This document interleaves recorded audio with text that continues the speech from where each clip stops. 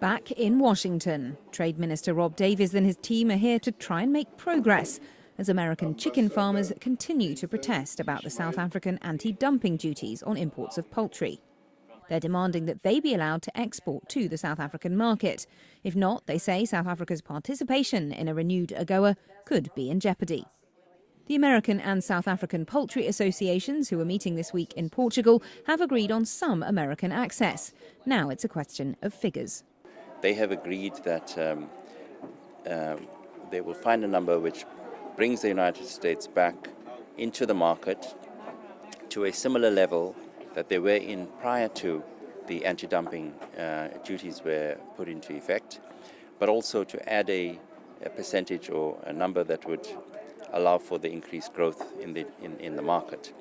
Now, of course, they will have to negotiate the details of that. I'm just the vice president. I want to make As those negotiations go on, the US is bringing in the big guns. Vice President Joe Biden has spoken by phone to South Africa's deputy president to express his concern about the barriers to market access. Minister Davies admits the South African team feels under pressure. I think there hasn't been sufficient understanding that even if it is imminent, it's not in the call of government. It doesn't work like this in South Africa. We're not a military dictatorship where the minister says that will be the quota and that will be it.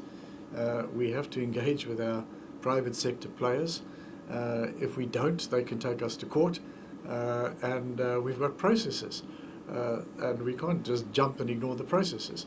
So we are doing what we can to facilitate the necessary engagements, as indeed the US has to do. Those processes, the continuing negotiations, should take about 3 more weeks, the minister told me. And the clock is ticking as the US Congress looks set to debate the renewal of AGOA within days. There's an air of confidence here at the South African Embassy that the poultry issue can and will be resolved very soon. But the involvement of Vice President Biden in the process and the admission that both poultry associations are still hammering out numbers mean this high-stakes game of chicken could continue for weeks or even months to come. Lorna, Shaddick, Washington.